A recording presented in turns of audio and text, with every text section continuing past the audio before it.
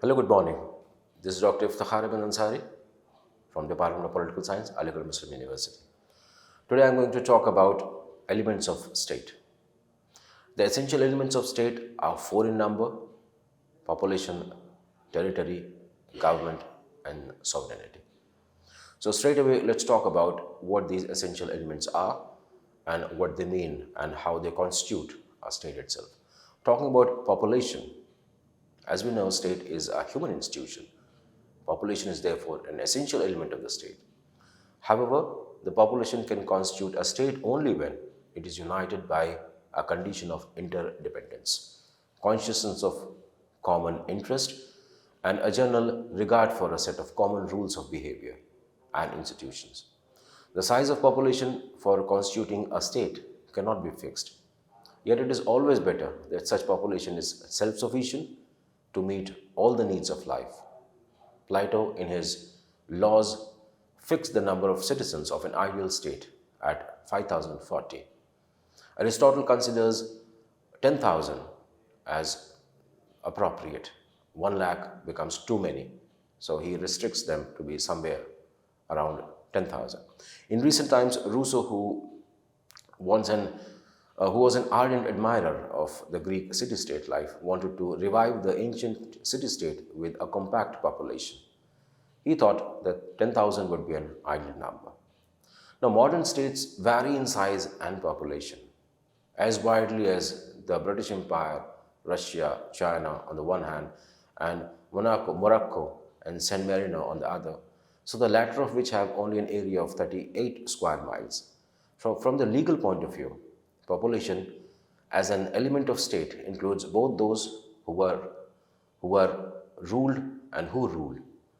The people of state possess dual character, that is, in the capacity of those who have a share in framing the will of the state, they are citizens, and in the capacity of those who obey the will, thus they form a subject. So this distinction we owe to Rousseau for that. Even in a non-democratic state, this truth holds good for the absolute monarch. For example, is only an agent of the expression of the will of the state. So population of a state need not belong to a single race or a religion or a language or culture. A homogeneous population is no longer considered an essential feature of the modern state. Modern state claims to reconcile the interest of various groups of its citizens. Moving on to the next element, which is the territory. Now, territory is another essential element of a state. Other associations either exist within the state or they extend their spread to several states. They do not need separate territory, but the state must possess a territory where its authority is accepted without dispute or challenge. A state comes into existence only when its population is settled in a fixed territory. Now, Frederick Engels, in his book Origin of the Family, Private Property and State, 1884, notes that the formation of the state is accompanied by a division of population according to territory. In the pre-state society, when people lived as nomadic tribes, moving from one place to another in search of food, the members of tribe are held together by their ties of kinship. With the formation of state, citizens are allowed to exercise their rights and duties wherever they settle, irrespective of the place or irrespective of the tribe. So, the organization of citizens according to locality is the common feature of all states. Some writers like John Seeley hold that a fixed territory is not an essential aspect of a state. The nomadic tribes who do not possess fixed territory do constitute a state. Now, this view is, however, no longer held valid. The nomadic tribes do have the institution of authority or even government with custom-based law, but not a state. Political sociologists concede the existence of a political system in such communities, but their organization still does not qualify to be a state. Moreover, the modern state is not a matter of internal organization. It needs international recognition as well. so as to enjoy its rights and perform its duties as a member of the Committee of Nations. International law regards the possession of a fixed territory as the essential attribute of the state. Demarcation of physical boundaries is therefore essential for establishing the real identity of a state. The territory of a state includes the land, water, airspace within its boundary. It also extends usually to a distance of 3 miles into the sea from its coast and is known as territorial waters, which may be sought to be extended further in time of war. So, territory symbolizes the sphere of sovereignty of the state. Territory provides for natural resources for the sustenance of the population of the state. Territory provides for a sense of security and immense opportunities for a fuller life for its residents. It's an object of sentimental attachment. People love and worship their motherland and are prepared to make supreme sacrifices for the protection and maintenance of the territorial integrity of their state. So, the feeling of patriotism, the sense of belonging to a state, binds the people of different races with different religions, languages, and cultures by a thread of national unity and mutual cooperation. Like population, the size of the territory of a state cannot be fixed. Territory is usually a geographical phenomenon dividing different states by sea, mountains, and other big natural barriers. Sometimes territories are demarcated mainly on a political basis rather than on a geographical basis. In such cases, the people's sense of identification with a particular state becomes the basis of territorial demarcation. Reallocation of territories can bring about a merger or alteration of the existing state or emergence of new state. So, moving on to the next element or essential element of the state, and that is government.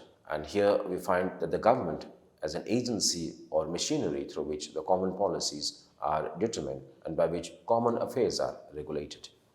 According to J.W. Garner, Political Science and Government, 1928, a government is an agency and it's a machinery as well through which common policies are determined, by which common affairs are regulated and common interests promoted. If the state represents an abstract concept, government is its concrete form. In other words, authority of the state is exercised by government. Functions of the state are performed by government. Laws of the state are made, declared, enforced by government. Justice is dispensed by the judicial organ of government. So government is responsible for maintenance of law and maintenance of order and for the provision of common services like defense, issues of currency, foreign relations, roads, bridges, even transport or availability of communication, then water facility, electrification of the territorial inhabitants, health, provision of education, etc. And it is entitled to levy taxes for the provision of such services. Now, without government, the people are a chaotic mess of disorganized particles, without common aims, common interest, or common organization. So, a citizen has to deal with government of the state. Any interaction between different states, including war, takes place through the medium of their government. However, government and state should not be treated as coterminous. Governments may rise and fall without disturbing identity of the state, so long as they are formed and dissolved according to the established customs, procedure, or constitution of the state. But a state will lose its identity if it is suppressed by an alien power, so much so that the established procedures of forming a government is also suspended. So when the people of a state lose their right to have a government according to the established procedure, that is, the legitimate government enjoying customary respect and obedience of the people, the state is reduced to a colony, an imperial power which suppresses it. Moving on to the fourth important aspect, that is the sovereignty. So sovereignty is the soul of state, and state comes into existence on the very strength of having sovereignty. So sovereignty constitutes an essential element of the state. Sovereignty denotes the supreme or ultimate power of the state to make law or take political decisions, establishing public goals, fixing priorities, and resolving conflicts, as also enforcing such laws and decisions by the use of legitimate force. In fact, sovereignty denotes the final authority of the state over its population and its territory. Now, this authority may be exercised by the government of the day, but it essentially belongs to the state for which it is derived by the government. Now, it is by virtue of this sovereignty that a state declares through the agency of government its laws and decisions and issues commands which are binding on all citizens and claims obedience for the decisions or the commands that it had issued and punishes those who do not follow or do not obey those laws. It's also by virtue of its sovereignty that a state similarly deals independently with other states.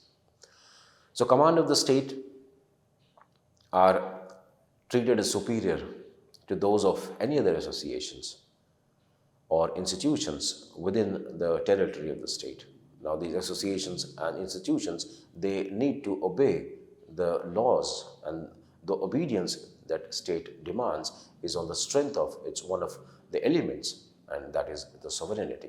So even the dictates of social customs or conscience of individuals, that also are subject to the sovereignty of the sole preserve of the state.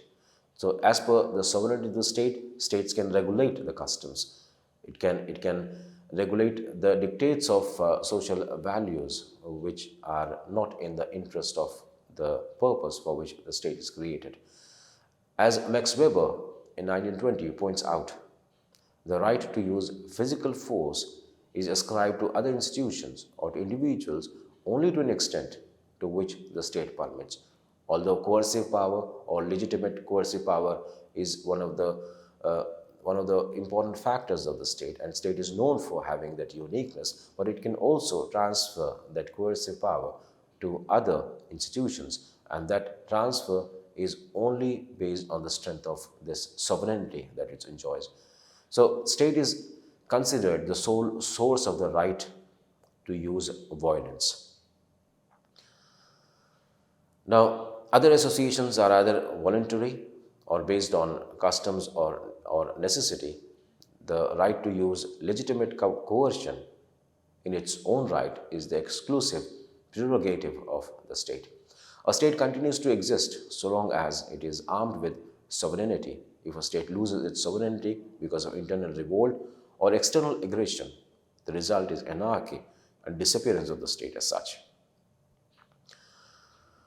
Now, if you consider the case of India itself, it was having population before 1947.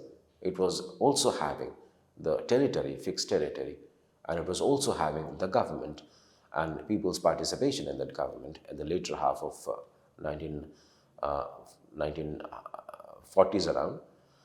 But it was not having the main essential element, that is sovereignty, and that was one of the reasons why, in spite of having these three elements, essential elements, it was not called a state. It was still a colony.